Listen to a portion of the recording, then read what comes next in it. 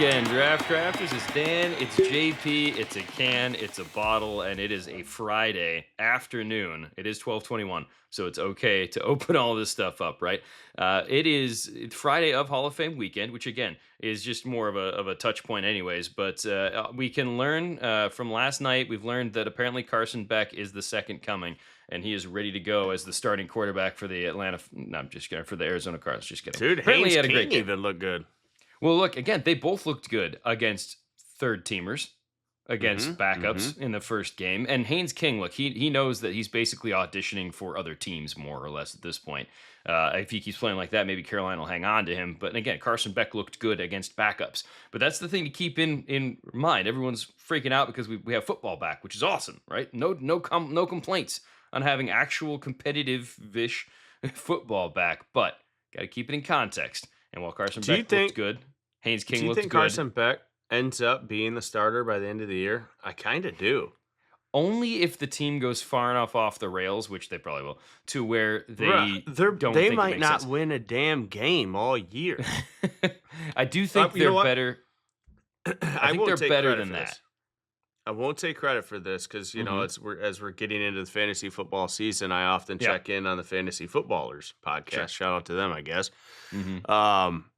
They're based in Arizona. They're all Cardinals fans, right? So they and what's hilarious is after we did our last episode, this is when I was listening to their take on this. They literally explained on their how it's determined who plays in the Hall of Fame. Oh, right, game. there you go. I knew it. I was like, I'm glad everybody's covering this, but I knew it in my head. I just couldn't think of it. But yeah, they literally said it on there, which made me laugh. But the funny thing is they said, because they fully are aware, they're not in any denial. They are very, very aware of how bad their favorite team is. And they're like, you know what is rather interesting? They're like, because the Cardinals are in the Hall of Fame game. They have the extra preseason game. They're like, technically, we could break a record this year. We could go 0-21. Oh, see, there you go. It's good to have goals. It's good to have goals. Oh, man. Yeah. And that's because, again, even when the Lions went 0 for the season, they were what? And weren't they undefeated in the preseason? Weren't they 4-0 in the preseason? Yes. And then went 0-16? Yeah. Yes. So, yeah, that keeps things in perspective for Arizona Cardinal fans. But you know how hard it would be to break 0-21? No, you couldn't. You couldn't break it. You could only tie it. Exactly. Until they go to an inevitable 18th game, and then somehow somebody ends up in the preseason in the Hall of Fame game. So the number of circumstances that would have to go your way to match 0-21 is pretty spectacular. Hey, you charged him. All right, man. No, I did not. No, you didn't. Whoops. Dead. All right. Well, we got a few lights. All right. It is what it is. Yeah. Then again, but this is where it's fun. So I would say, like, if you're on the betting markets or whatever out there on Carson Beck being the starter by the end of the season, I'd say it's 50-50 at this point. I mean, at this point. See, I think it would be even higher than that. Okay. So you'd be taking some What's going on? Some long shots on that, the long play there, and it wouldn't surprise me because of where that team is going to be at. However, I think it would be a much longer shot for Haynes King to be a starter for anybody by the end of the season. Yes. Not saying he doesn't have some potential to be a fun, evolutionary Tim Tebow, talking about him from the last episode, of a guy who can run the ball really well, but maybe isn't the greatest thrower. He certainly has a role for a team that wants him. He's basically, I don't know, he's not quite Taysom Hill or anything, but he's a huge-bodied guy who's physical and running the football. So there could be a team that could use him at the very least in, like, the belldozer capacity that the Sooners used to use Blake Bell, or in a tush-push kind of situation. I feel like he might, have some definite potential there. But we're not talking about Haynes King too much because he's too recent of a guy for what we're doing right now, and he's not even from the conference we're talking about today. We've gone through the ACC and the adjacent independents. We've gone through the Big 12. We've gone through the SEC. It is time to go to the Big 10. We left them for the last because we're in Big 10 country. Fantasy footballers can be in Arizona. We are in Michigan, and we are part of one of the better conferences that you're going to see as far as the teams that we follow in this area. And there's always a throwdown between Big 10, SEC. Doesn't really matter to me. I just know that both of these conferences are potentially ruining college football. So we'll see what happens when it comes to all of the things that are coming down the pipe. Apparently, Big 10 and SEC now agree on whatever language has gotten through this bill for saving college sports. And we'll see Yeah, exactly. We'll see how far that makes it through the legislative process. But at this point, it's the same reason why you look at all of the things that happen for collective bargaining agreements, et cetera. It's to keep these teams from basically it's to keep them from themselves. It's to keep all of their worst practices away from their ability to do so. Because again, you think about it, the salary cap they're supposed to have has been circumvented by everybody who's found a way around it because they can, so they will. They're not going to self-police. The tampering stuff that's been going on, they're not going to self-police because that hurts their own chances of doing this. The SEC talking about breaking away and making their own conference with their own rules. Those rules aren't going to be more restrictive than everybody else. They're going to be at best the same level as everybody else, but they'll have ownership. Nobody wants to take care of policing themselves. Same reason why owners want a salary cap in baseball is because they can't stop spending money.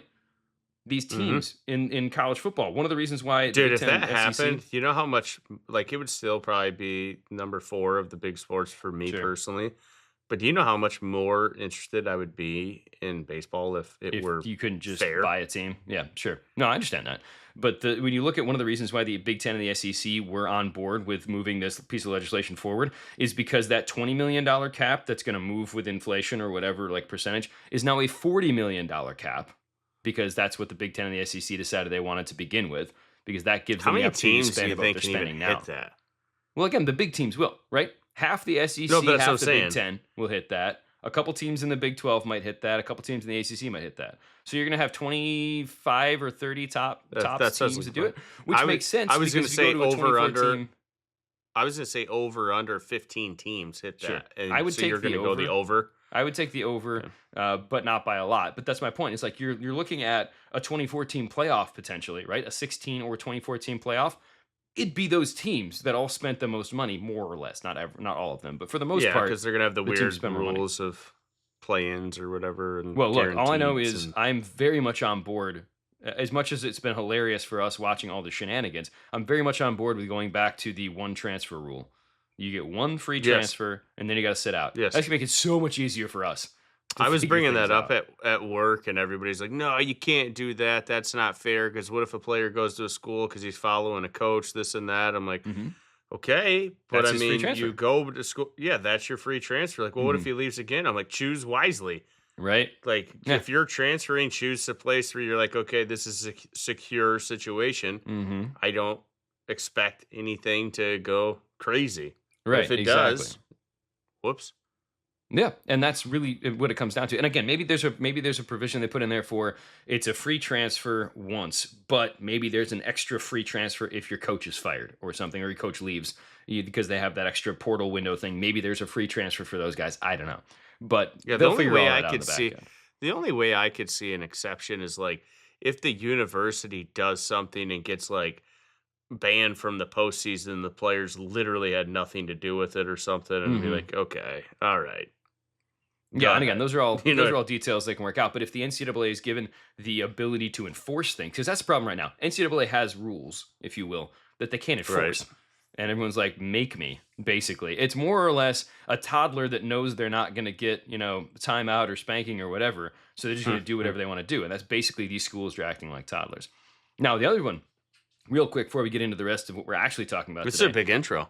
I got to give us a quasi win for something that happened today, because Osiris Torrance. I know what you're talking about. Yeah, Osiris Torrance, a guy that we thought was going to be a plug-and-play day one solid starter for the Buffalo Bills that we have mentioned multiple times, has not exactly lived up to that. Dude got paid today, and good for him, by the way. He is now paid by guarantees and total value, the 7th guard, basically, the 7th spot. He has not played like the 7th guard. But good for him getting there, and good for us thinking he would be great. Maybe he just gets just trashed on like the little offensive lineman grades and whatnot. Because when you sit and actually think about it, yeah, of course, Josh Allen's one of the best rushing quarterbacks in the league. But dude, James Cook, who's an undersized back, if you will, has been on fire for a few years in a row, and like nobody's slowing him down. So like that offensive line's doing something. And obviously, I think he's a good piece for it. And again, like I said, we thought he would be. And really, the tie-in for what we do with this show means that now Buffalo knows, for at least that their plan for the next 3-4 years is we don't have to worry about that guard spot. right? So that kind of removes interior offensive line as one of their needs when we're looking at guys that they might be drafting going forward. So there's the tie-in. I also like to think that Buffalo knows more than computer analytics grade on a player. And two guys who sit in Michigan talking about football. So fair. One would hope. So I am going to call Torrance a win. Yeah, no, he's a dub. Like I said, I said vindicated. You reminded me it wasn't vindicated. It was, validated or whatever. But still, same kind of feeling, right? So good for him. Good for the Bills if they feel great about that situation. We're not going to talk about him the rest of the day either. We're on to the Big Ten for the 1998 to 2021 window. And the Big Ten that, of course, has, 18 teams in it. So we got 9 apiece, 7 apiece, and 2 that we share, 8 apiece and 2 that we share. So, let's get ripping on through there now that we've taken 10 minutes. Are we doing... We're going to not do an alphabetical order and finish with the 2 we share, right? We'll finish with the 2 we share, but we'll rip alphabetical otherwise. So, yep. All right. Start us off at the top. Iowa, baby. I love how alphabetically, though, think about that. Alphabetically for the Big Ten, I is where it starts. You got 3 I's, but there's nothing before I. It's just weird when you think about logistics like that. For now. Oh, I don't know who they'd get that would be ahead of that. But then again, we didn't know half of what was going to happen. Yeah, all of the realignment stuff that's happened, which does allow, by the way, this little the law that could end up happening hasn't happened, but for basketball. Well, what it is you can get one more team. You can be 19 teams is the cap that they apparently put in for some arbitrary reason. What? AKA not even an even number? No, exactly, which is dumb on so many levels.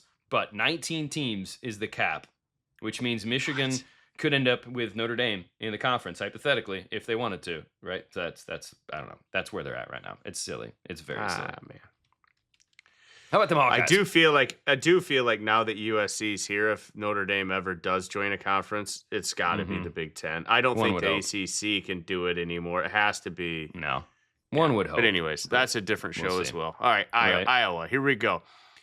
Dude, what would you say if I told you that 5 of my 6 are offensive linemen? I would say that's pretty accurate. The only thing I would say is where I go I'm surprised there's not more linebackers and tight ends. But yeah, I figured offensive line is your go-to. Tight ends are what surprised me, but here we are, 6. So I guess you're gonna figure out the top 5 very quickly, because in the 6th spot from 2006, I do have a linebacker.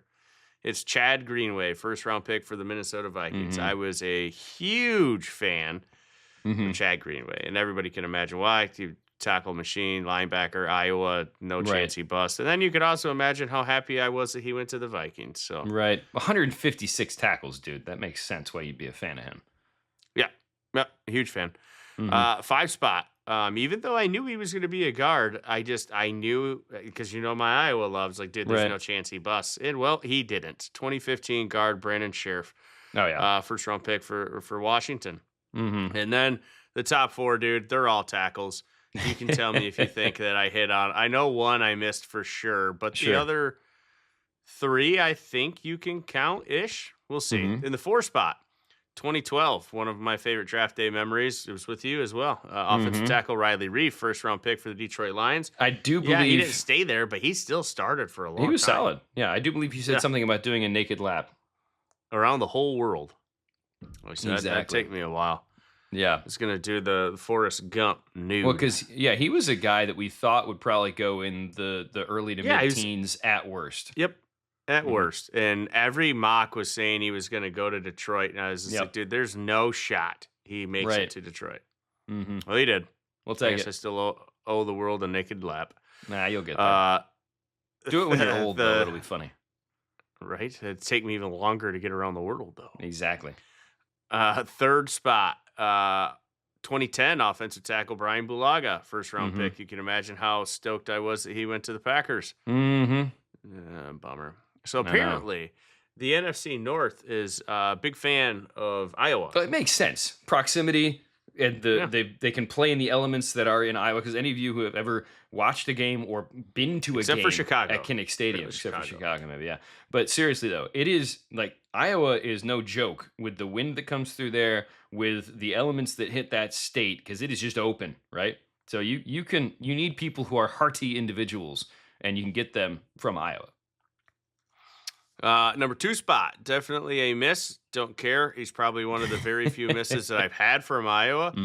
2004 offensive tackle Robert Gallery. And dude, I don't know what the Raiders did to him, but like he felt like he was one of the most can't miss prospects of all time. Like it was going to take a ton for there to be an Iowa player that I liked more than Robert Gallery. And it happened, and I was pounding the table, and he was basically in the same category as Robert Gallery, and then the combine hit, and that's when he leapfrogged him. And I was just like, no, absolutely love this guy. First spot, 2020, offensive tackle, Tristan Wirfs, first-round pick, Tampa Bay. Dude. Probably the best left tackle in the game right now, right up there. Top you got 3. Sewell at the left now, too. But, how do you still count out Trent Williams? I mean, because we don't know if he's actually going to play sometimes. But I would say, Wirfs is right up. He's top 3, I would say, tackle right now. I'll tell you this. If we did, since we've been in this, so since 1998, if I did my top 6-pack offensive tackles, he's in it. Sure. For prospects that I liked. Him and Sewell would both be in there. Yep. All right. That's it. Fighting Illini. Start off, dude. I'm curious about a couple of your guys here. I thought there were going to be more guys that I remembered liking from Illinois, right? They got a handful of running backs that I was decently high on. And a couple of them made this list. But starting at the back end of this, I think actually technically one made this list. And there were a couple that I liked, but one made the list. 3 corners made this list. I believe 3 corners, which I didn't think that because I remember Spoon most recently, but then other guys. Yep. So Kelvin Hayden is the first one, and the reason why I liked him back in 2005 was because he was a wide receiver and a corner. So I was bought into the athleticism, basically. Of course, it didn't work out well. So, oops. But this is the guy who had 52 catches as a junior and then flip-flopped over to DB as a senior and had, a couple picks or 4 picks in there. And so, like this, I was like, sure, this dude could play hypothetically in multiple positions. I was in, and then the Colts were in, and then the Colts were out because it just didn't work out. I don't know if you would have made mine. Fair. Eugene Wilson, 2003. He's a guy that I liked again because of what he showed, just from a physical standpoint, from the fact that he played for 4 years and actually played for 4 years.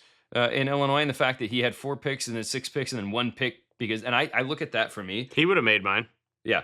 But for me, when I see that, when I see picks, more picks, and hardly any picks, that shows me people stop throwing to him. Almost all the time, that is, if a guy started the whole season, it was because people stopped throwing the ball. He shut down that side of the field.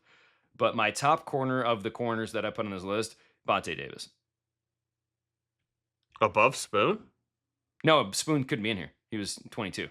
Oh, so, then yeah, I would agree. Yeah. Right. Spoon wasn't on this list because of that. I was thinking Spoon was number 1 for me because I was huge on him. Yeah, he doesn't count. Who is Spoon? Would have been number 1. Yeah, but Spoon was outside of that loop. So that's it for the corners, though. The third spot, Brandon Lloyd. Loved him. 4th rounder, went to San Francisco, had a middling career, right? He did some things. He played well, but not crazy well. He had a couple good seasons as a complimentary piece, but I thought he was going to be a little bit more of an impact than he was. And I thought I was going to sound really smart having a guy in the 4th round that I thought was awesome, right? The one running back, though, 2008, Rashard Mendenhall. Again. Huge fan. So Mikel LaShore didn't make it? LaShore was like 7. He was just outside of that list. I think I would have had 2 make. I think he would have been in mine. He was real close. I debated between LaShore. Just the fact that he never fumbled. He didn't. He never fumbled. But the 1,600 yards and 6.4 and 17 touchdowns from Mendenhall as a senior was what won me over there. I would have had Mendenhall above LaShore. I just think that he still would have been in my 6.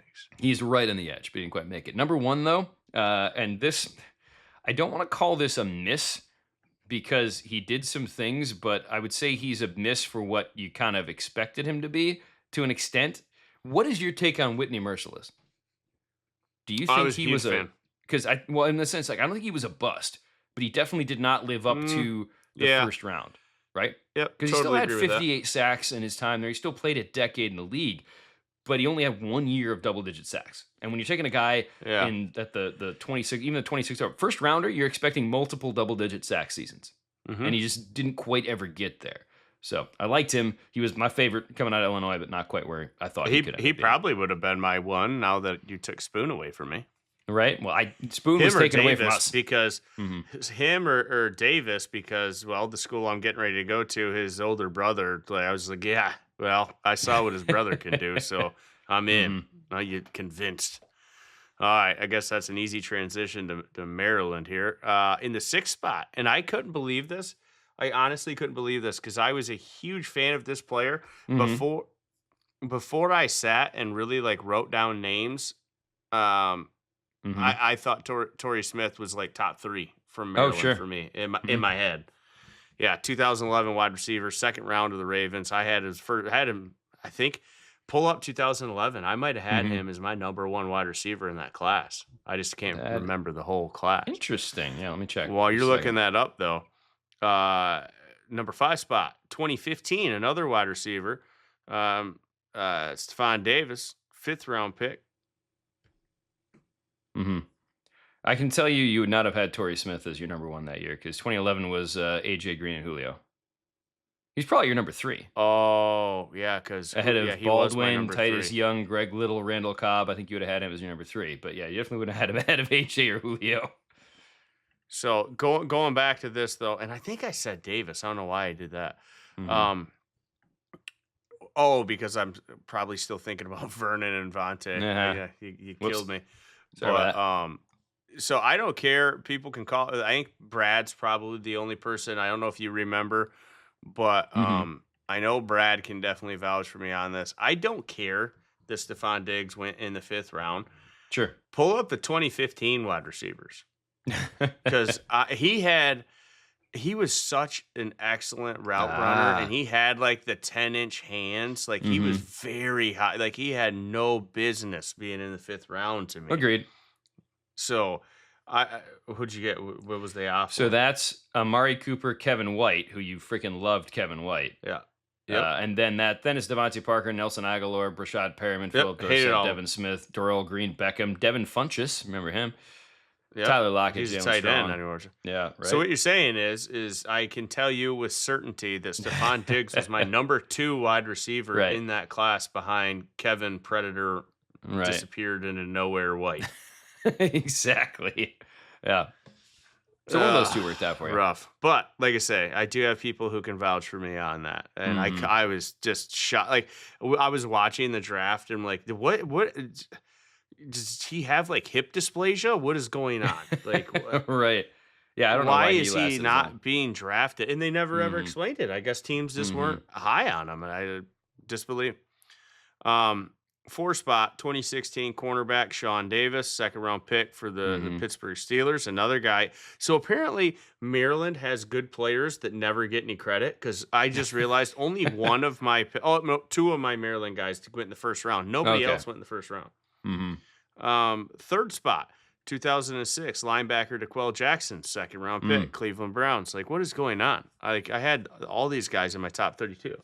And you know what? Torrey Smith, he didn't set the world on fire, but I don't know if you call him a bust. Might not have been worth the 1st round. Stephon Diggs, obviously worth the 1st round. Davis. Worth 5th. I'd have to revisit his NFL career, but because I can't remember exactly how he did in the NFL.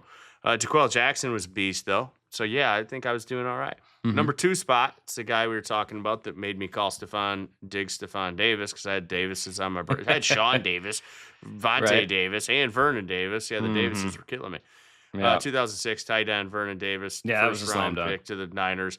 He would be the top 6-pack ever for watching combine workouts that just wowed the hell out of me. He's probably in my top 6 for that. And the difference between him and some other guys that wowed you in combine stuff that we've known better, right, to just go off the combine. This dude still had 50 catches his last year as a tight end in the early 2000s. So you knew he had the production to go with the combine.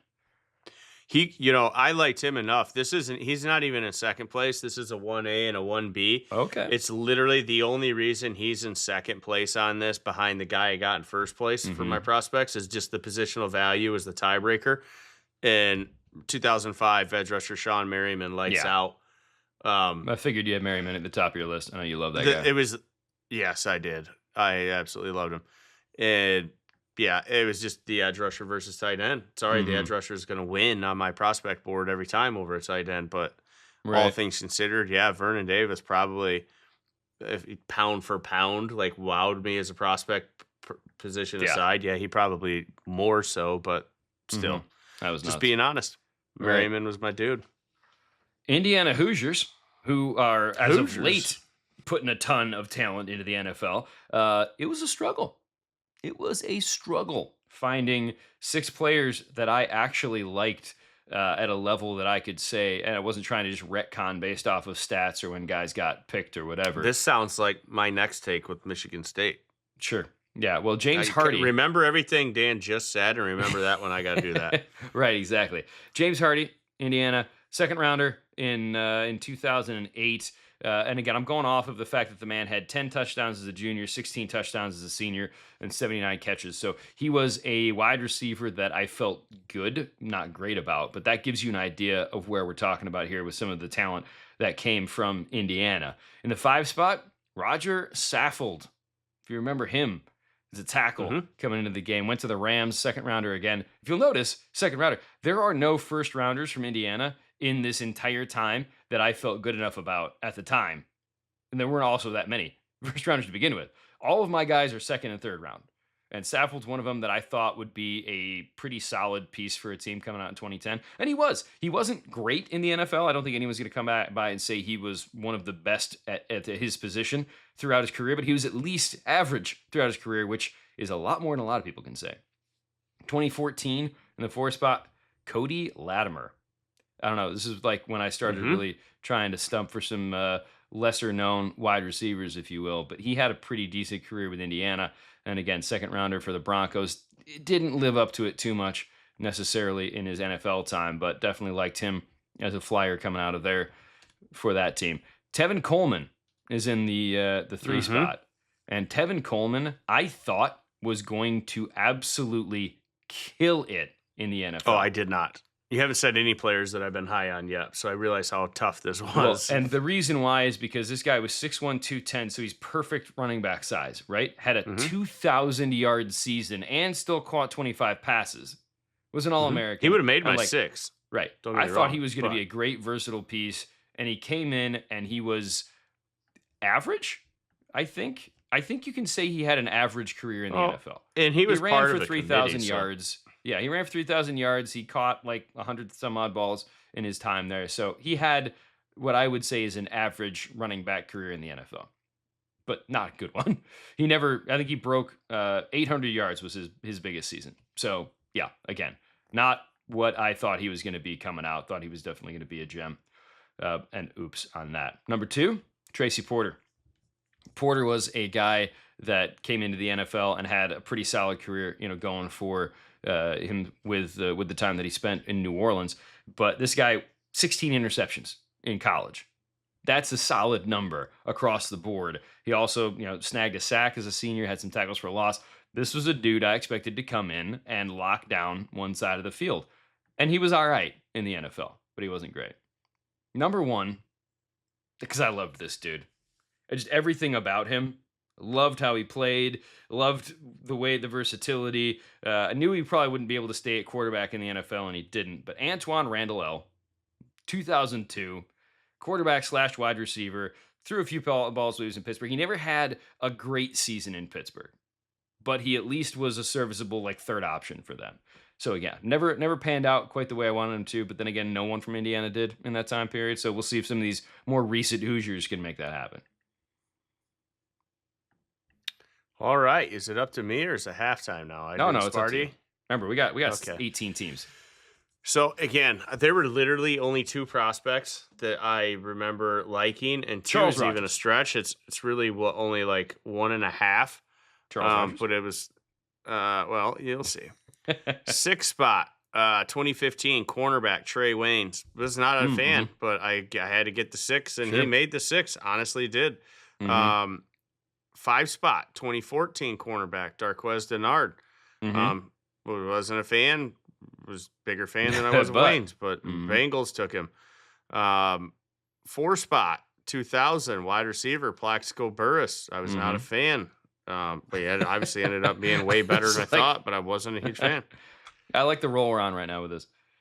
Yeah. 3 spot, 2016, I was a decent fan. Like, I would have still had him in my top 32, but it's offensive tackle Jack Conklin. Sure. He just wasn't anybody I was pounding the table for, but I was just like, yeah, he looks pretty good. I just don't know if I believe it. You know what I mean? Right. You wouldn't have taken him at the 8 spot. Let's put it that way. Nope. No, I would not have. But in the top 32, yes, not at 8. Second spot, this is where Charles Rogers from 2003 is. I mean, it was hard to deny what he did in college. He averaged like 47 yards per reception. Right. I don't know what it was. It's probably over 20. Look that up if you feel like it. But I know it was sky high. But part of the reason I always just bitched about Rogers is because we took him over Andre Johnson, and that was completely crazy to me. Sure. Well, and again, Rogers had the 1,200-yard season, a 1,300-yard season, and averaged 20.4 for his time in the 2 years. Oh, so barely. Saw him. Okay. I thought it was a little high. I thought it was like 21, 22. Seriously. 21 was his freshman year was 21, and his second year was like 19. Oh, okay. So. Oh, okay. You're just over 20. Yeah. All right. Still, that's insane. It is insane. He's a hell of a prospect. He would have been in my top 32 for sure, probably the top 16, maybe even close to top 10 in the class. He just had no business going over Andre Johnson. Exactly. No business. And then the number 1 spot for me was literally the first and probably the only Michigan State player that I can say I was just flat out a fan of and was actually super excited when one of my, sleeper favorite teams in the Niners took him, linebacker Julian Peterson in 2000. Right. I absolutely loved it. He was a great player. I always wished he would have transferred to Michigan. Right. I had a feeling he'd be at the top of your list. I was surprised I didn't hear Jeff Smoker in there. I'm kidding. Ha. That was back in the window. Yeah, I wouldn't put him in there at all. Like, I actually, who barely missed it? Honestly, barely missed it. And my buddy Ben, who who's a diehard Sparty. I think it was halfway through like his second season, maybe not even that far into it, maybe even quicker, but I was like, dude, this is the best quarterback I've ever seen Michigan State ever have. And it was Kirk Cousins. So at least I can say I was right on that. I just don't know that I would have had him above any of these guys because I didn't know if I really believed it. But I was just like, dude, this is the best quarterback I've ever seen for y'all. Yeah, the only one that I think would have been on borderline still for is. Me. Yeah, true. They're still rebuilding there for about the 4th time. I do think that Le'Veon Bell would have had a shot to make my list just because in college he was really good. But yeah, but his yards per carry, like he always looked really good, but they just weren't there. So I don't. But again, you could put Kirk Cousins and Le'Veon Bell anywhere. You could put them both in and kick out Denard and Waynes, and it wouldn't be all that inaccurate for me. Because like I'm saying, like. The only 2 that I'll extend it out to Conklin. Peterson, Rogers, and Conklin would be on this list for me no matter what. Right. Probably Burris, but even then, you could put the other 2 in and kick any of those bottom 3 out, and it wouldn't be wrong per se because I had them in the same area. Anyways, what are we doing next? What do we got? We're doing Northwestern next, and that's just wait, hold on, dude. I gotta. Oh, well, we can't sit here and let me think on the show, but I'm trying to think. I've for every team, I've had somebody in my mind on who my top guy is. I'm struggling. Well, it's funny you're struggling because we both 100% agree on who the number 1 guy is. I think he's just you're just not thinking of him right now because he's a more recent guy actually. And that's part of the problem, dude. I pulled from all over the years on this because Northwestern, Northwestern in general was rough. He was was he 2021 on the dot? 21. Yep, he's 21. That's why. Okay. There's 2 21 guys in here, and we'll talk about them in my top 2 spots, which gives you an idea of what I thought of Northwestern. They're both O-linemen. They're both O-linemen. They would have not both O-linemen. We'll talk about him in a minute. Who am I confusing? You're good. First off, Corey Wooten was a D lineman from 2010, and he had a pretty solid run at Northwestern. Liked his size, thought he could contribute. 4th rounder. Didn't obviously feel that great about him. Northwestern did not have a lot to work with. They had 4 first rounders that I put in here, right? But the rest of them not that much to work with. Dwayne Bates, 1999. The reason why he made the list was the dude had 2,000-yard seasons after one interrupted. So he basically did sophomore, had 1,000 yards, injury as a junior, came back as a senior, posted another 83 catch, 1,200 yard season, had 20 touchdowns between those 2 years. Figured he could definitely contribute and had a pretty lackluster career in the NFL. Luis Castillo in 2005, D lineman. Remember loving him as just a guy that I thought could be a disruptive force on the inside and had a fun little career in the NFL, but didn't do a ton. The third spot, Napoleon Harris. This is where I started actually, feeling like I liked the guys that I was talking about from Northwestern. I haven't liked anybody yet. Fair. No. And again, I liked Harris. I thought he was a thumper. But again, even then, he had a few interceptions, had a bunch of tackles, but he was 2002, right? So this was Napoleon would have made my top 6. Right. But that's my point. This is where we're at right now. And then the top 2 guys are from 2021. And I don't mean to be, glossing over the wonderful Northwestern Wildcats that have made the NFL. I just haven't really liked a ton of them. So, correct. Well, I'm going to finish with one that I don't even know if the guy that would have probably been number 3 for me. I don't even know if he played a snap in the NFL. That's embarrassing. All right. We'll get to that in a second. I'll share it at the end. Greg Newsome II. It was 2021. And Newsome coming out as a corner. I really liked him. And again, he's proven to be pretty solid in the NFL. And then number 1 is Rashawn Slater. Yeah, Slater's he's a plug-and-play tackle. The only reason why he hasn't had a phenomenal start to his career has been the injury. And he actually just went out of practice the other day. And I think everything's okay, right? It was just like a precautionary thing, but still, the dude's a bit fragile, and that's the only knock I have on him. But he was incredibly solid at Northwestern, and he started off his career amazingly. Like there was a point in time when if you got those 2 guys healthy, Alt and Slater, you got the 2 best tackles in the NFL right there. The best combo in the NFL.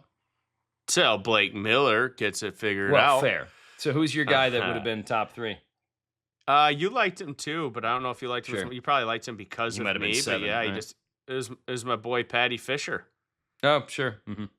Linebacker, dude. I just pulled up his stats while you're talking. So look at these last 4 years, and I'll go. He obviously was trending the wrong way, but 2017 to 2020, 113 tackles, 117 tackles, 88 tackles, 86 tackles. Right. Sure. During that 4-year span, 24 and a half tackles for loss, 2 sacks, 4 interceptions, and 11 forced fumbles. Yeah, he's basically your plug-in. He is your archetype for a linebacker. Yeah, but he's yours too. He's 6'4", 240. Sure. Yep. He deserves to be in your list. He probably bumped. We both got to own that because I don't think I don't think he got drafted. Patty Fisher. Is it P-A-D-D-Y? Yeah. Yeah, he definitely had the numbers. But yeah, I'm not sure. I was a huge fan. He's also was a 5th-year senior by the time he came out, so that's always fun. Patty Fisher, NFL draft. What did he come out? When did he come out? Undrafted. Yep, 2021. Tough stuff. Maybe you just looked the part. And he would have been number 3 on my list, fair. and he should have been on my number list. 2. You liked him better than Newsome?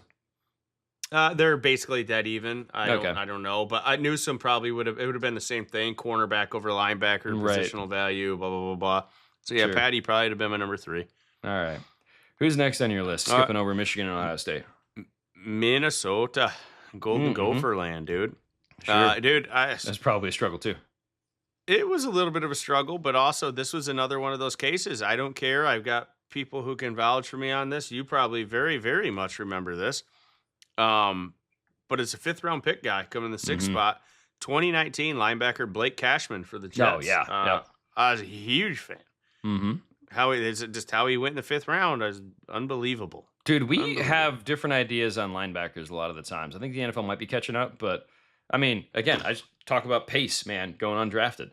So and freaking Mr. Not Irrelevant Red Murdoch. Come on now. Baller. He's gonna be a beast. I can't wait. 5 spot, 2015 tight end Max Williams, 2nd round pick to the Ravens. Max with 2 X's. 2 X's for sure. 4th spot. 2021 wide receiver Rashad Bateman, also to the Ravens, 1st round pick. So apparently the Ravens like some Minnesota. Yeah, Bateman, we're still waiting. They probably for him to don't pop. anymore. I mean, he's been trending in the right direction, but it took him a while to get there. Yeah, but you got to think they'd redo that if they could. 100%. 2014, I can't remember for you, but I know me and Brad were huge fans of this guy. 2014 defensive lineman Rashid Hageman, 2nd round pick to the Falcons. We both thought that was a steal in round 2. Whoops. 2006 running back Boney Maroney. But they call him Boney Maroney. That was first-round pick for the Patriots, and he flashed at times. Well, 2 years in a row, they had spectacular running backs that people liked at different levels, but he did definitely flash at times. 3 seasons over 1,000 yards in college. Come on now. Yep. And then, I guess I got to add the junior to it. Absolute landslide of a far and away number 1 prospect for me from this team. 2020 safety Antoine Winfield Jr. Dude, he was an easy one.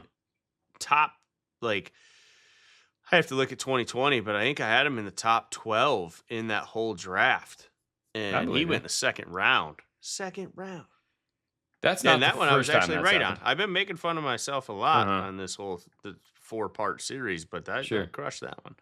Well, but I mean, I guess you're gonna miss when you do 6 all from one school. The odds of hitting on them, like that's not gonna happen. No, but I will admit, when you look at the DBs that were taken ahead of him, Jeff Okudah, C.J. Henderson. I did have Okudah and Henderson above him, but I think that was a year I had like 3 or 4. I probably had 4 in that year in the top 12. Well, other guys that got taken ahead of him were A.J. Terrell, Damon Arnett. So I couldn't stand him. Yeah, Igbinosun got taken ahead of him. Jeff Gladney got taken ahead of him. Those were all first rounders, right? Yeah, and then Xavier McKinney and Kyle Duggar. Duggar, you liked, but but not more. No, not more. So yeah, it's pretty clear that I think Grant Delpit went in front of one pick in front of him too. I did like Delpit. But not as much as Winfield. And Delpit, dang, he looked like he's one of those classic cases where, like we're doing like right now, where you get like 2-3 years into the career or whatever, and it's like trending towards I was wrong, and then all of a sudden the light went off. That's what we talk about. And that's why, like, anybody who wants to say, oh, well, he's a bust after a year is like, pump your brakes. If the team's not getting rid of him after a year, if a team gets rid of a guy after a year, it's not just because... they paid him now, I think. Didn't they just pay him? Yeah, they paid him. Yeah. But that's my point. So if a team gets rid of a player after a year, that's a sign that there's character issues or something, et cetera, right? Yeah. But if a team hasn't gotten rid of a player on their rookie deal, I'm not going to give up on him yet either. That's kind of the way you need to look at it. After 3 years, you got a pretty good idea. Penn State. Nittany Lions. Whew. This is a good list. Here's the thing. A good list. No, it was the wild thing when I looked at this list. Every player on this list is from 2010 onward for me. The first decade didn't work out. Where's my boy LeVar Arrington? When he threw that punter. Oh, sorry, except for Arrington. I was like, except for him. I was gonna say, sorry, because everybody else threw that punter or whatever the hell that was, or the kicker. I was like, dude, this guy is a legend. Yeah, everybody else. Sorry, forgive me. All the rest of them. Could anybody be higher than LeVar? He's got to be number 1 for me, I think. Well, we'll get to that in a minute. To begin with, in the 6th spot is a guy. This is. I had a few misses actually. One miss, a few maybes. Right, one of those injury related. But Yetur Gross Matos is number 6 for me because that guy crushed it in college. Like he was dominant within the realm of what we're working with. Say his name again. Yetur Gross Matos. Anybody who doesn't even know anything about sports says that's an offensive lineman. Right, exactly. Except now. He's an edge. Yeah.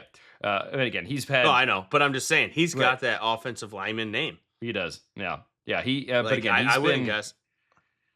He's been okay in the NFL. He has not... okay might be actually a bit of an exaggeration. I mean, he's just not been what I thought he would be, right? He's had a handful of sacks here and there. He's never had more than 3.5 in a season. He just hasn't been the guy that we thought he would be. Allen Robinson is the next one. And again, I was a huge fan. Dude, physical... wide receiver for a team that doesn't throw the ball a ton. From Detroit. Right? I think so. Yeah. Back-to-back 1,000-yard seasons. Had 1,400 his senior year. Had an 11 touchdown season as well. It just seemed like at 6'3", 210, yeah, that's my kind of guy. And he was just he's a solid 210. Yeah, but he wasn't solid in the NFL. Man, he as soon as the light went off, he had a phenomenal season. Then he got hurt. Exactly, and that was the problem. Then it just felt like he was the guy that felt like he was in the league for 30 years, and every time you looked at it, like, he's still only 27. He's still only 27 because he's so young. Yeah, every team gave him a shot, it feels like, just about. And he had 3,000-yard seasons, so he's ended up with 7,000 yards receiving, which is very respectable overall. But again, I thought he was going to be lights out, like, all pro all the time. Didn't quite work out. 2010, one of your lights favorites. Out. Save that for Merriman. Thank you. All right. 2010, one of your favorites, Sean Lee. Talk about a linebacker. I did like central casting. If he wouldn't have gotten injured, would have had a great career, right? Mm-hmm. And because he was a side-to-side linebacker, he could cover the entirety. Instincts, man. Right, exactly. He was everywhere. He is one of 3 linebackers that makes this list. But in 2018, running back breaks that up. Saquon Barkley. I mean, he was solid all the way around. Could catch the ball, could run the ball. He was one of the best running back prospects to come out. He would be in my decade. He'd have been in my top 3 off the top of my head. I haven't heard the rest of yours, but he's in the 3 spot, definitely. So yeah, in the That's 2 spot, probably where he would have been for me too. True. 2 spot for me is Micah. Yep, Micah Parsons is number 2. Yep. And again, he's in there as a linebacker because technically he was a linebacker coming out of college, even though we knew he could rush the passer a bit. And don't need to expend a whole lot of time talking about him. We all know how good he's been in the NFL. But number 1 is LeVar Arrington because that guy was an absolute we had the beast. same top 3. And Courtney Brown, by the way, went ahead of him as a reminder for everybody back in 2001. And he did not make my list because I just wasn't that impressed with him. He seemed like a big old either mug who could go out there and hurt somebody on occasion. But LeVar Arrington was absolutely game-changing at the linebacker spot, and he was throughout his whole career. So, yeah, no worries there for Penn State. Let's do one more, and then we'll take a break. All right, Nebraska, the Cornhuskers. This should be interesting. I thought it was going to be so hard, and I actually, had 6 that I felt really good about, that I actually liked. All right. That worked out. Dude, 6th spot, 2005, cornerback, Fabian Washington. I remember everybody, look him up. Look up his college stats, because I don't remember what it was. But he went in the first round to the Raiders, and everybody was laughing and say, oh, classic Raiders just drafting the fastest guys. Like, no, dude, this guy can play ball. I think he had a lot of turnovers. He had 11 interceptions. Yeah. Now, did he end up being anything crazy? No, we were wrong, but this wasn't just because he was fast. He played good ball, man. Yeah. You pick the ball off, we're going to like you. Yeah. 2001, edge rusher, who went the 2nd round. I couldn't believe it. But Kyle Vandenbosch, drafted by the Cardinals. Yep, he did. He's a classic, had a better pro career probably than college. Yeah, I would say that's a good question. Vandenbosch in college, because again, this you got to remember, for those of you who look at Nebraska now, Nebraska was a good team back in the early 2000s. Not playing in the Big Ten. Yeah, they're Big 12er. Right, exactly. He had 142 total tackles, only had 13 sacks with 34 tackles for loss and 2-time first-time academic All-American. And so, I mean, he had an okay career in college, but not crazy. Yeah, that's why he's 5 on the list. But I think his pro career was better. Well, but that's my point. Like, he only had 15 sacks or whatever in college, and then the pro career had 58. So, and he played for a decade, which after tearing an ACL a couple years in. So yeah, definitely solid. 4 spot. I was going to say 2 spot. 4 spot. 2007 defensive lineman Adam Carraker, 1st round pick for the Rams. Oh, damn. That wasn't as high as next. How? Go look at his college stats as a D lineman. Yeah. And tell me how the hell anybody wasn't. I looked that up. Nope, we're pausing. I'm not moving on. Yeah, Carraker, I mean, he had 9.5 and he had 7. I think I saw him more as a tweener guy that I didn't. I guess I hadn't seen. I saw him as a guy you could move up and down that thing and have some fun. Yeah, so you saw him how I usually see guys now. So I was still learning, I guess, back then. This is actually kind of funny because we were joking about it, I think, on the last episode. But dude, the 3 spot, 1998 edge rusher Grant Wistrom, Rams. 1st round pick. Two guys went to the Rams. So back in the day, apparently the Rams like some Cornhuskers. Well, and they were close to the Cornhuskers then because they were in St. Louis, so it makes sense. Fair. And then the top 2, absolutely easy as pie. But this is another classic. How the hell did he go in the 2nd round? Okay. Oh, the obvious ones. One. Sure. Just checking. But 2-spot 2012 linebacker Levante David. How he went in the second round. You know what? He might end up being just one of my like favorite NFL players that I've watched in my time because he was disrespected and he's just still doing it, and he's been disrespected the last like 5 years. It feels like everybody's saying he doesn't have anything left, and he just keeps going. Now, he keeps going. Now, to the NFL's credit, he would not have been your first linebacker in 2012 anyways. He may have been your third linebacker? I don't know. I'm not sure. Second linebacker, probably. Who are they? So Luke Kuechly obviously would have been one for you because he's number one in your heart forever. He's number one in that whole draft, right? Even over Luck. Exactly. Dante Hightower, Courtney Upshaw, Michael Kendricks, Bobby Wagner, Zach Brown, then Levante David. Yeah, David was my number 2, and you know who else was probably up there pretty high was Brown. I was pretty high on Zach Brown. Sure. Not just because of the band. The one that I was a little lower on that made me, I was still high because they're linebackers. So it's hard for me to miss on a linebacker, like if they were good, because I always have them higher than everybody else anyway. But I should have been higher on Wagner than I was. Yeah, fair. But again, he went to a small school, so it was fun to try to figure that out. Yeah, that's why. There you go. And then number 1, 2010, defensive lineman Ndamukong Suh, in my opinion, probably should have won the damn Heisman. Donkey Kong Suh. I can't remember who else went in 2010, but I think he was my number 1 player in that draft. 2010? Yeah, that would have been. That's a good question because I don't have all that stuff memorized. But Sam Bradford went 1.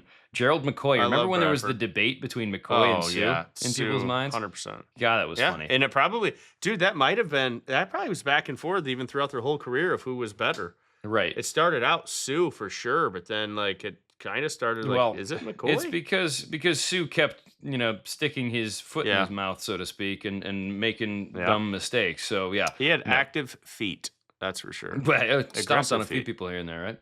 I'm going to riff through Purdue, and then we'll take a break. But the Purdue Boilermakers was another one that was tough for me, dude. It really was.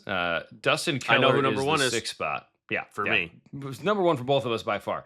Number 1 and 2 were easy for me. The rest of them were kind of a bit more of a mixed bag, right? Dustin Keller, though, had like 50-some-odd catches as a senior, as a tight end. Thought, okay, cool. He was in that same era of when Purdue was, moving the football a lot on offense, even if they still couldn't win games. And he was a first-round draft pick. He never quite panned out at the first-round level as a tight end, let's be honest. Kawan Short, a D lineman that went in the second round in 2012, was in the 5 spot. And Short was a guy that I liked because I saw, a little bit of versatility there. It was when I was starting to come around to the concept of, hey, maybe a guy could be more than just a tweener and actually be effective, right? And that's something that you learn as you go through and you start trying to figure stuff out. He did not have a great career in the NFL. Matt Light, tackle, Patriots, 2001. Partially because he was blocking for a guy who's on this list. One of the reasons why I watched him and thought he was doing pretty well, because obviously they put together the offense they did back then. And he had a decent career in the NFL, won himself a couple titles, so good for him there. Anthony Spencer in 2008, edge rusher. And again, a guy that not many people necessarily paid that much attention to because he had one great season in college, but the dude had 10.5 sacks and 26.5 tackles for a loss. You give me that number, I don't care. I'm going to like you just because. And then he went into the NFL and didn't really do much. He had one year where he got 11 sacks. And the rest of it, he finished with 33. So he had a third of his sacks over a decade career in one season. So points to him for making it through the season, through that long of a career in the NFL, which is tough in its own right, to have a decade-long career in any position in the NFL, outside of maybe kicker. But still, didn't pan out the way that they were hoping for in the first round. Top 2, piece of cake, Drew Brees. Number 2 rather. Second rounder, the Chargers picked, and then most of his career, people remember him in New Orleans for what he did there after the Chargers grabbed Phillip Rivers in that whole Eli Manning mess. So overall, had a great career. The difficulty for him is he came up against all of the other great quarterbacks in the era, so he never, I don't think he ever won an MVP, but he was probably one of the most prolific passers in his time period when it comes to the yardage and everything like that. He's just playing with Peyton and Tommy. And then Rogers came in at the end of things for him, and so he just ended up in a weird era where he's going to be remembered or forgotten as one of the overlooked quarterbacks, if you will, in that time period that he played for a long time. But number 1, Ryan Kerrigan, world wrecker when he was playing in college and Purdue. And how much did you want him to end up being a Detroit Lion again? Very much so, because it was the only way he's going to redeem himself for me watching him beat the hell out of Michigan every damn Saturday. Yeah. I was so salty, and, I was like, dude, you can make this right, Kerrigan. If right. you just come to Detroit and do the same thing, okay? Exactly. And again, 13 sacks as a junior, 12.5 as a senior, 18.5 tackles for a loss, 26 as a senior. Somehow he wasn't an All-American as a junior. I have no idea how that happened, but yeah. It's unbelievable. He was over the top. Crazy. All right, talk about the whiskey you're drinking there, buddy. Dude, so on one of your takes, I had to do a little research because I was going to be embarrassed, but I'm just going to call myself out on it because it's how I do. I didn't know where you were drinking stuff from? Maple Hill was made. Oh, yeah. So about 10 years ago, I was actively looking for this stuff, never was able to find it, and then just randomly walked in, and my guy's like, hey, I got Black Maple Hill. Are you interested? I was like, what? Really? That's still around? So here's the crazy thing. They don't even have a distillery, Dan, as far as I can tell on the internet. It looks like they just rent distilleries, kind of like how PBR used to rent like breweries. And they were in Kentucky, and then they started renting in Oregon. And just this year, they went back to Kentucky, and I'm assuming are renting distillery time from somebody. And they call it the current revival, if you will. So, yeah, that makes sense. Is this CCR? Just about. But here's what I'll say, man. Like, I'm glad to have finally found it and tried it. I probably like it more than I should, but I don't like it a ton. Here's what I'll tell you, man. Like, up front, there's a lot of just like sweet corn and oak, but then it just finishes with a ton of spice. And I couldn't find the mash bill on it just yet. I don't know if this is a high rye or what, but the reason that I like it more than I think anybody else would is that I like the spice, the rye spice in the bite a lot. But there's just not a lot of complexity on this thing. Like it's just not. But here's my problem with it. When I was looking it up when this came out about 10, 12 years ago, MSRP was like $45. It's not that now, I got it at it's 70. Okay, yeah. So it is not worth $70 at all. That's a shame. It's but probably I for the like uniqueness this more than I should. In the story. Yeah. Yeah. So it's the current one, right, is a 95 proof Kentucky straight bourbon. It doesn't have the mash bill. I guess I should have said that. Yeah. But it doesn't have a mash bill on here. But yeah, it's like it went back. So Rare Character is the Rare Character Whiskey is the company that owns the label now. And it takes them back from the Oregon to the roots, so to speak, in Kentucky. So yeah, I have to look into them a little bit more and see if we can pop by that place at some point. I'm drinking a beer, not drinking a bourbon. And this is one that I haven't had. You may have probably had it because it's from your favorite brewery in Michigan. But have you had the Dock Sitting yet? Yeah, it's been a long time. I'm going to look. Where's my phone? So I've never had this guy, which is I got to see funny. when the last time I had it was. No, but this is an American IPA. And one of the reasons why I pulled this one out was because it didn't have enough time to chill, and I knew that an IPA would be fine even if it's a little bit warm. It is exactly what you'd expect. I mean, look at the color. Everything about it says IPA, right? It isn't cloudy, so it's not a hazy. It's an American style IPA. It has the bitterness to it, but it's still easy drinking. And so Dock Sitting is a great name for it, right? Because they made a beer that has attitude, that there's a bite to it, there's character to it, but it's still something that's relatively easy to sip on. And you could be hanging out in a dock having this and not even worried about it. So yeah, Dock Sitting is a pretty accurate name for a beer from northern Michigan. That's just an easy sipping IPA. Dock Sitting. Okay. I'm sure I had it more than twice, but I've checked into it twice. 2 days in a row, September 1st and September 2nd, back in 2022. Okay. What did you grade it? This is a 3.25. It's good, but it's not great for me. The first time on September 1st, I gave it a 3. September 2nd, I gave it a 2.75. So apparently I was cooling off on it. All right. Well, I want to try it again when I've had time to properly chill and see if I like it more or less at that point. So, but again, good beer to grab if you're looking for something that is surprisingly heavy at 7.4, right? And not necessarily surprisingly heavy for an IPA, but for the type of beer you'd think is something you're just going to have several of over the course of the day. those numbers will add up by the end of the day. So just keep that in mind when you're having beverages. All right. Who's next? Oregon. Aha. Oregon. How do you say it? Oregon. I say Oregon. Yeah, well, that's what I said first. I don't know. I feel like Trail, man. One of the ones I say different every time, probably. Yeah, sure. How do people in Oregon say it? Well, it's just kind of like the whole joke about people in Iowa say Iowa, but they want everybody else to say Iowa. So that's a reference to the Music Man from back in the day. And it's like Detroit and Detroit. I say Detroit. Sure. And I say Detroit. So yeah. I mean, I say Detroit when I want to put emphasis on the syllable, right? But I always say Detroit. Detroit. And that's part of the fun. Pronunciation's a good time. Dude, again, I remind people, there is a city in Michigan, south of Detroit, actually. If you go straight south of Detroit on 75, you will come across a town that looks like it's Milan, but it's actually Milan, because that's how they want to pronounce it. Is Detroit French? Should it be Detroit? Of course it's French, yeah. It's French. If you want to do the French, Detroit would be Detroit, but no one says that because we're not French. We should start it. No, you say it as a joke, but you don't actually say it in reality. I've definitely said it as a joke multiple times. It's a good time. Sixth spot for the Ducks. 2016 defensive lineman DeForest Buckner, first round for the Niners. Just a huge dude. Had solid production. There's no way you could not like him. Well, and again, he wasn't so like big. It was just like, but he wasn't squishy big, right? He was just big. He wore his weight well. It still does. I actually thought he'd be higher on this list. I really did, but I had to be honest. Number 5 spot, 2006, another defensive lineman, Haloti Ngata, first round pick for the Ravens. Now, that's another big dude in a slightly different way, but there's just something about he's Samoan. He was a chonker. Yeah, I think he was. He was a chonker who could anchor. That guy different kind of big. Yeah. Anytime you get those guys in the trenches like that, it's like I'm in. I'm super in. Mm-hmm.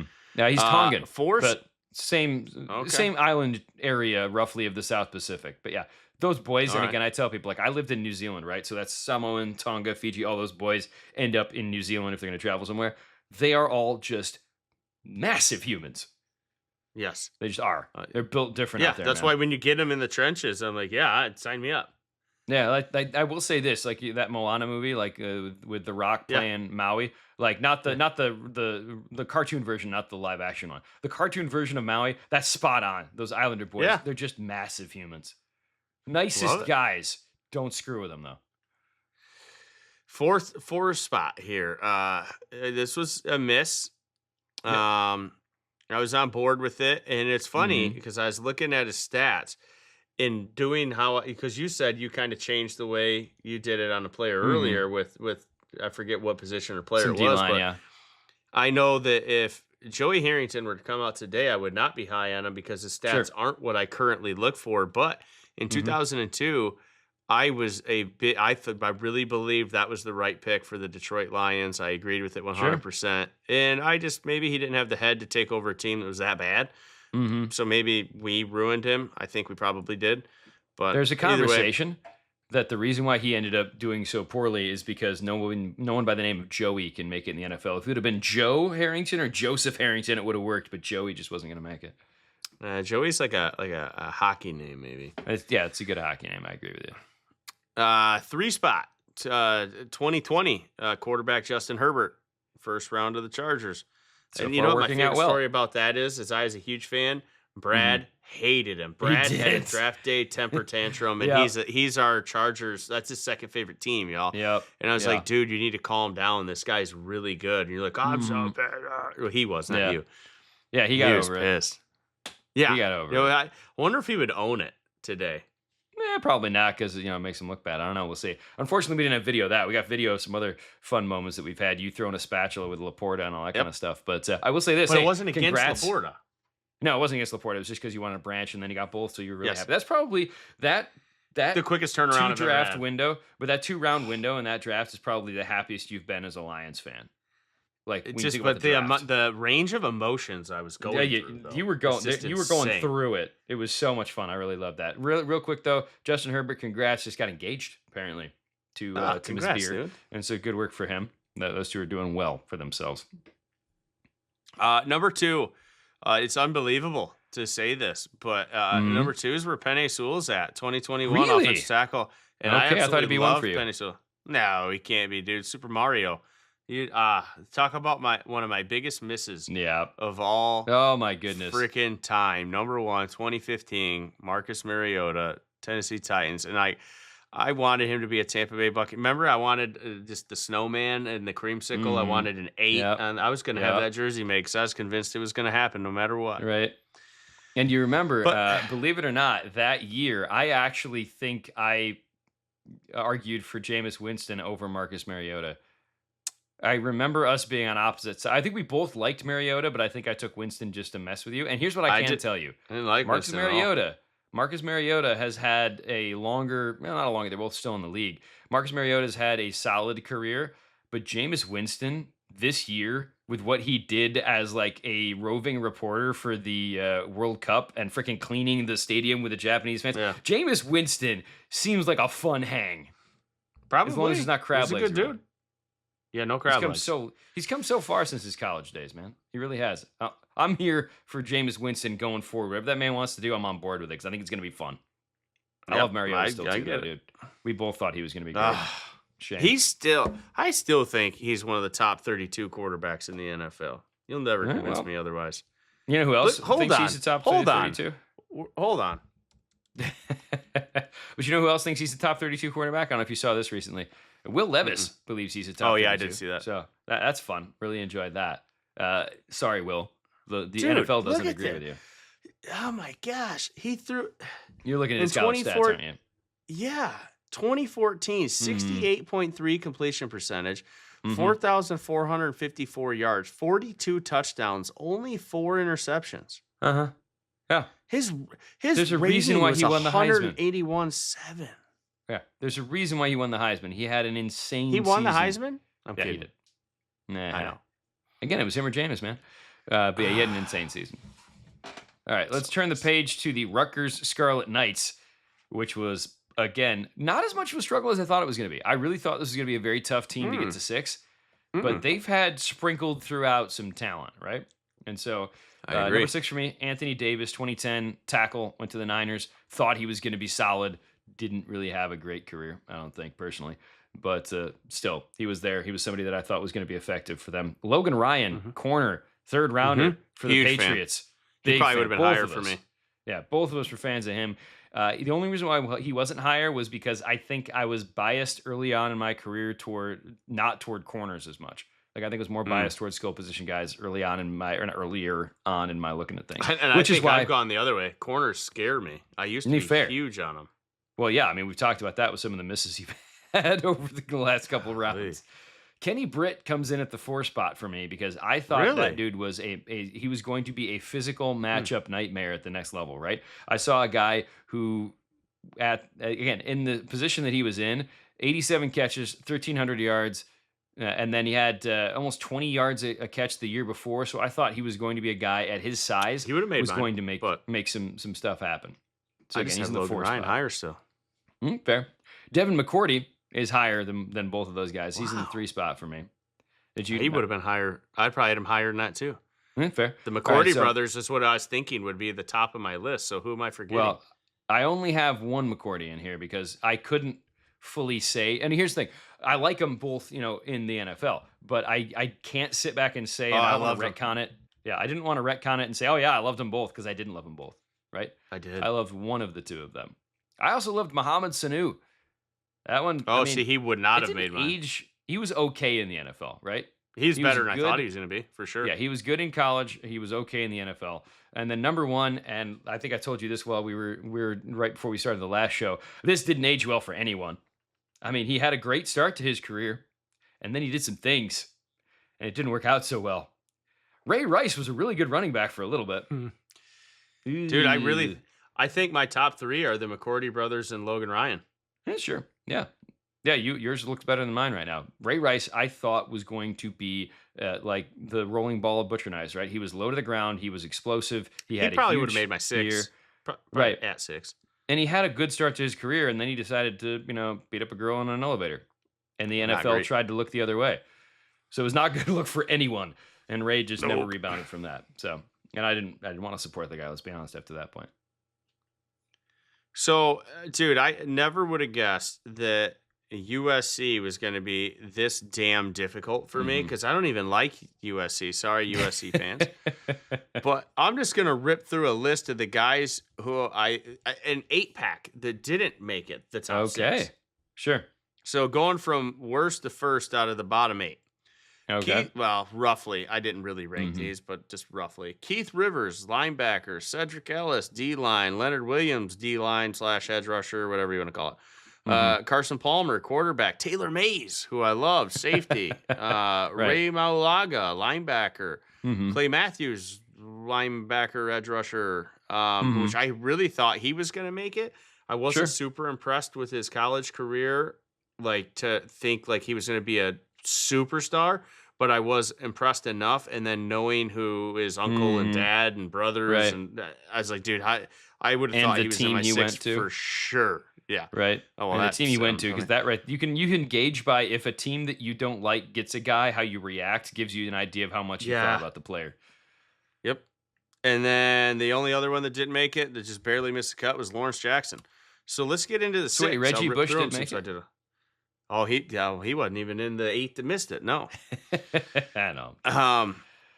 Which he should have. He's better than I thought he was going to be. He really was. 6th spot, linebacker Brian Cushing. Yes, I know he played with Clay Matthews. I, for whatever reason, liked him a little more. Sure. And well, so did Matthews the NFL. He went definitely. Oh, did he? I forgot about that. Went 9 spots at him. And then 1999, Detroit Lions, man. I liked Chris Claiborne so much. I was fully on board with that pick. Yeah, another linebacker. Yeah.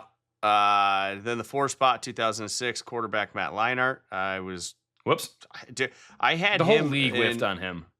I liked him just as much as I liked Vince Young. Like they both. I liked Young better, just because I liked the wheels that Young had. I had him about the same. I don't know. I probably would have had Vince Young higher, but side by side, just because of the bias of Texas. But there you go. 3 spot, safety Troy Polamalu from 2003, went to Pittsburgh. Everybody loved that one. The top 3 were really easy. I think the top 2 are the same. I don't think either one of these tackles ever allowed a sack. 2011 offensive tackle Tyron Smith, first round of Dallas. In 2012 offensive tackle Matt Khalil, first round of the Vikings. I don't think either one of them allowed a single sack in college. So that was if you wonder why easy. Yeah, you wonder why Matt Barkley had some good years, right? He had those 2 guys blocking for him for at least one of those. So yeah, that's that makes sense. Definitely going through them. We're going to the other team in SoCal, and that's the California Los Angeles UCLA. It's the Bruins. Man, no player since 2016, because they have had a rough run in the last decade or so, but they're looking in good shape now with the new coach that they've got there. Hopefully that'll all work out for them. But in 2002, do you remember Deshaun Foster? Thought he was going to light things up. Can I interrupt for a half second? Yeah, go ahead. I forgot to mention it. I was just going back and looking what I talked about. The Oregon Ducks, Detroit Lions apparently like Oregon. We had 2 of those guys. There you go. Yeah, that makes sense. Well, the Jacksonville Jaguars like themselves some Bruins. We'll get to that in a second. But before we do, 2016. So remember Deshaun Foster, though, 2002, running back. Thought he was going to be very solid in the NFL. He ended up being average at best. 2016, Kenny Clark, D lineman. Huge fan. What number are you on? What number? I'm only on 5. So he's I will admit he should have been higher than that for me looking back on it, but I liked the other guys better, right? And I can't wait to hear who you got. I think I can defend myself. There's only one don't agree. player I know that I had higher. Well, 3 of these 4 are linebackers, so you should hopefully like them regardless. Miles Jack in 2016. I thought he was going to be an edge-to-edge everywhere you need him to be a linebacker in the NFL. The only reason I would have had Kenny Clark above Miles Jack is just because all the terrible news we heard about how bad his knee was, which is why he fell in the second round. But if that didn't happen, he probably would have been 1 on this list. Right. And I was willing to take a chance and overlook it, and obviously it didn't quite work out, right? But number 3 on this list is Mojo Jojo. Maurice Jones. That was the only guy that I know that I had higher than Kenny Clark. Yeah. Maurice Jones. Who do you got? Who am I forgetting? A couple linebackers, man. A couple Minnesota Viking linebackers coming in back-to-back years. But Mojo, Gotta love him, right? Obviously, it worked out well for him for his career, too, that the injury happened with Taylor, and so we got a chance to jump in and get some snaps. So it worked out great for his career. And again, he's had a pretty solid career afterwards in the broadcasting world, too. So loved it. Maurice Jones-Drew to keep rolling there. 2015, Eric Kendricks. 2014, Anthony Barr. Both of those guys were just so freaking good at linebacker. I liked them ahead of all of the other guys we've talked about so far. Those guys made my list, but my number 1 would have been Mojo. My 2 would have been Kenny Clark. But, dude, I don't think anybody, and obviously this has nothing to do with this episode. I'm just sharing it for the hell of it. I don't think anybody in my fantasy football league ever had Mojo besides me. Right. No, you did. You had rookie him year to end of his career. I was like, dude, you ain't touching Mojo. Right. Yeah, you had him locked in forever and a day. Yeah, no doubt about that. But yeah, UCLA, man, I like to see what happens to them now because it's been a rough run for them. All right, Washington. This one was rather tough, especially considering I was going into it stoked to talk about Rome Odunze until you pointed out that he didn't qualify because he's too new. So, 6th spot, I got 2017, Sidney Jones to the Eagles. 5th spot, I have 2017, Budda Baker to the Cardinals. Gosh, no complaints about Budda. No, Sidney did not, but Budda has worked out for his whole career. I feel for him. Because he's been stuck in Arizona where they've been so bad for so long. I would not be surprised if he gets out of there at some point for at least a season. 4th spot, another safety, 2019, Taylor Rapp to the Rams. Yeah. Those guys are all 2nd-round picks. Wow. Oh, wow, dude. The whole list is pretty much DBs other than one. 2018 defensive lineman Vita Vea again fits the mold of our island-like boys. Giant boy, I'm in. Giant boy who wants a giant contract, and that's not working out for him right now. He's gonna get paid. He had a good run so far. Yeah. 1st round of Tampa. 2013 Desmond Trufant, cornerback, 1st round to Atlanta. He was a lockdown guy in college. Which did Marcus Trufant go to Washington? That is a good question that I do not know. Because that might be a miss on my end because I liked both the Trufant boys. And then number 1, did not care. You can remember this, I'm sure, very well. Did not care that he punched the coach in the face or whatever on the sideline. Marcus Peters was so damn good in college. And he even started out his career very good for Kansas City in the 1st round, too. He's still number 1 on this list. But yeah, I might have a mishap if Marcus went there, too. I might have overlooked that. I don't see him drafted on this list anywhere. So I'm just going to look him up. Better. You go ahead. I don't remember if Marcus Trufant was a guy who got in there. But yeah, it makes sense, by the way. There's a lot of talent on this Washington team. Oh, Marcus Trufant, he went to Washington State. There you go. He was also a 1st-round pick, though. If we did a Washington State episode, he's in my top 6. He could be number 1 for Washington State. Yeah, well, admittedly, we are probably going to look at some of the smaller school teams maybe next summer, something like that, as we continue this series. Wisconsin Badgers. The Badgers, again, same thing. Nobody since 2017 because, good Lord, this has been a rough run for them as well. We'll see if Luke Fickell can turn them around. Ron Dane, though, ends up in the 6th spot. I didn't want to like him because I was annoyed that he broke Ricky's record, but he was a sledgehammer of a running back that still fit the mold of a running back in the end of the run of that type of gameplay back in 2000. But he also is the reminder, one of the reasons why we talk about how many carries a guy has in college, because Ron Dane had over 1,000 carries in college, and that does not bode well for your NFL career. Did you just drop something? Oh, I had a huge wolf spider on my leg. Oh, did you get him? Freaked me out. I know you don't did one of these. Yeah. So he's running around somewhere right now. All right, that should be fine. I know you don't believe in ending the lives of nope, your I'll take him outside later. But that guy's since I got bit by a brown recluse. Yeah, both of those two can cause trouble for you, so be careful. The only two real bad spiders in Michigan really hurt you. No, but they can bite you. They can bite you. Yeah, it's fine. They don't have any poison. I just don't. No, they don't have any poison. But to me, ever since I got bit by a brown recluse, every spider's poisonous. Fair. Well, I'll give you that. Brown recluses. Don't look at the. By the way, those of you who are into spiders know about it, but those of you who aren't, don't look up pictures of what happens when you get bit by a brown recluse. Just look up what they are. Know to stay away from them and give them a wide berth. Those guys don't threaten you unless they feel threatened. But A guy that shouldn't have threatened anybody, though, was Rondane, because the dude just never carried the football for more than... And he had like 6 yards of carry in college. Couldn't manage more than 3.5 pretty much in the NFL. He was under 4, I think, for his career in the NFL. It just never worked out for him, partially because I think he had some huge lines to work with in Wisconsin. Lee Evans, wide receiver, 2004, on a team that didn't throw the ball a ton. Man. I liked him because of what he did in the environment he was in.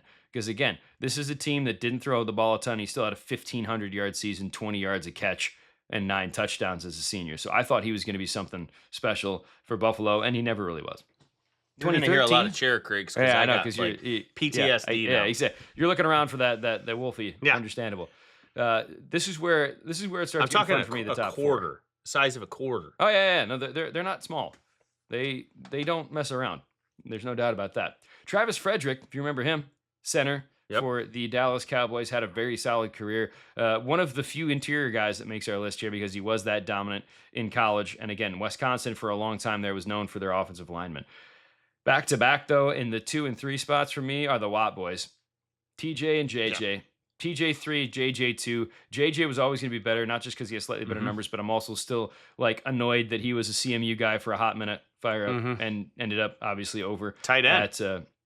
Tight end, which is one of the reasons why he left, was because for whatever reason, the infinite wisdom of, I think that was Butch Jones coaching him at that point in time.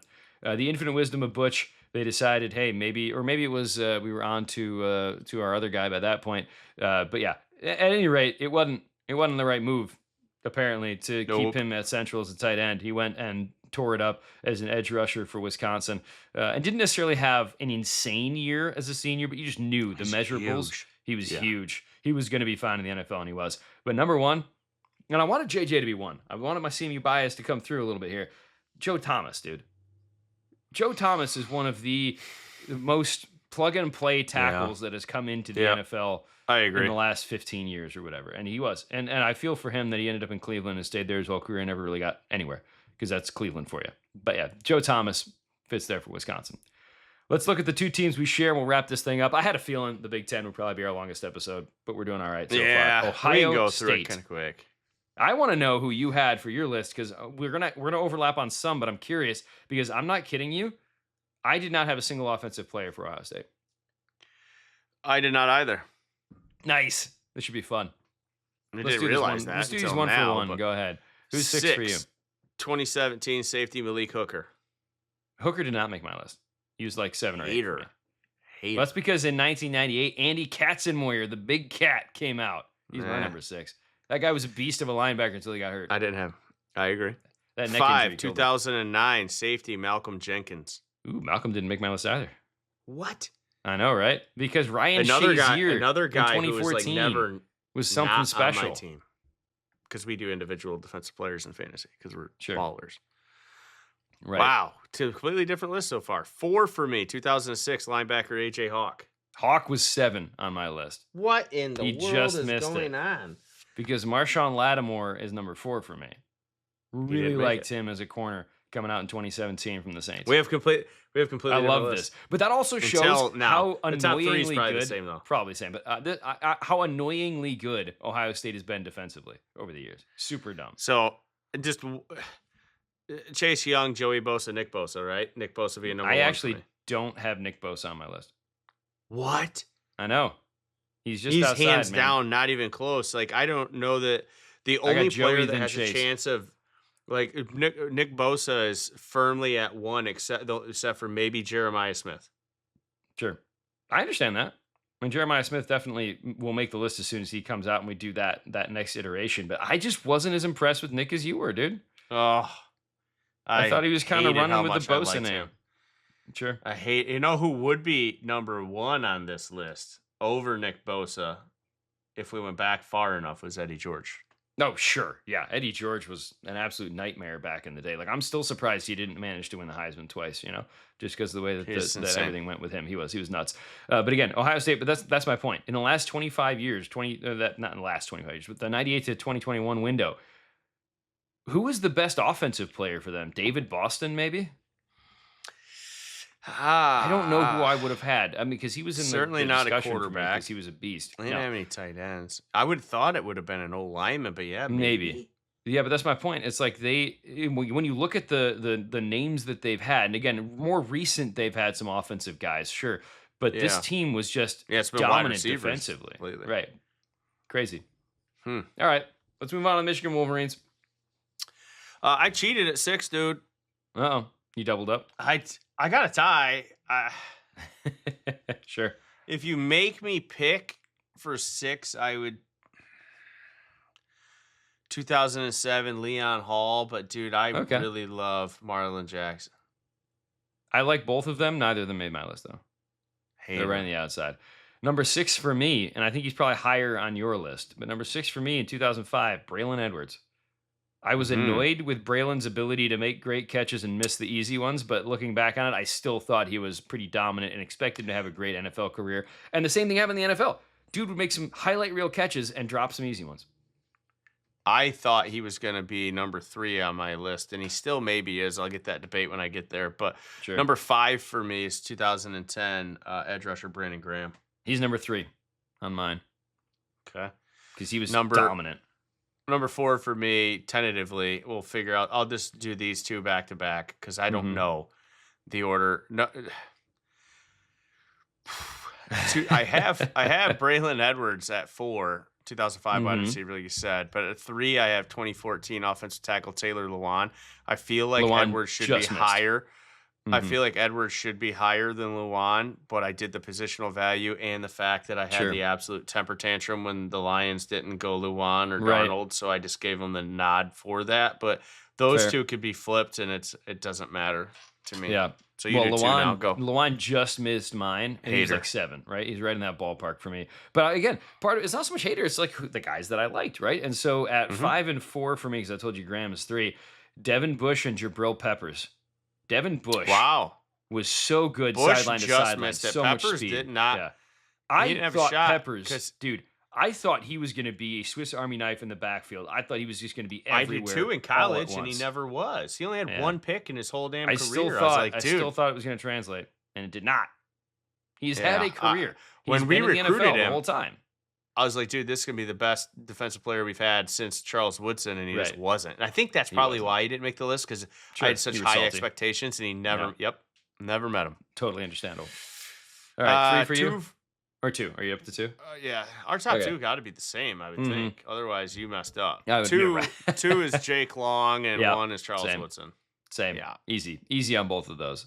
Long was just, again, a guy you expected out of Central Casting as an offensive tackle who could do whatever you needed to do at that position. And Charles Woodson could do whatever you needed to do on a football field. Like, yes. There's a reason why he is the only player since the 40s or whatever to be a primarily defensive player and win the Heisman. All right, top 6. Let's put a bow on it. Ooh, okay. I have not been doing this as we've been going, so you're going to have to start. But this is 6. The hardest one by far. Okay, well, I will say this. I'm super salty that Matt Khalil, Tyron Smith, Taylor Lewan, Braylon Edwards did not make my top 6. Even Robert Gallery didn't make it, and he would be in that next window too. So my top 6, I'll try to do this from 6 down to 1. Damn, that is hard. Wow. Yeah. 6 is Tristan Wirfs. 5 is Penei Sewell. 4 is Jake Long. 3 is Ndamukong Suh. Actually, I probably put Long above Suh, so I flipped those. And then I'd say 2 is Marcus Mariota and 1 is Charles Woodson. Marcus Mariota, that's how damn high I was. No, you loved Marcus Mariota. For me, because again, different set of teams, I don't know that I have these. I've never done them in order, so I'm not going to doing them in order now. But Ryan Kerrigan, LeVar Arrington, Joey Bosa, Jake Long, Charles Woodson, Joey Bosa, and then Rashawn Slater. Slater was such a good lineman coming out. So yeah, I had 2 offensive linemen in this grouping. An edge, a corner, and a whatever, and a beast. LeVar Arrington gets the title of beast. Defensive beast. No edges for me in the whole Big Ten. There you go. Wow. Yeah. See, that's why Nick Bosa's not as good as you think he is. There you go. All right. So that wraps us up going through all of these teams, man. It's been an adventure trying to look at the groupings and figuring out where we're at with that. Next up for us, dude, we are going to have a little bit of a fun little craft show, right? And this is going to work out, actually. The timing worked out perfectly. We weren't sure how the schedule was going to happen since I'm going to be hanging out with you in person tomorrow. We're going to find some booze of a bourbon and beer related thing to talk about. We're going to have some tonight that I'm going to have with some friends too. So all that stuff is going to come together. And then we're into fantasy football. And then we're into the season, man. It is time. It is time to start the 2026-2027 season.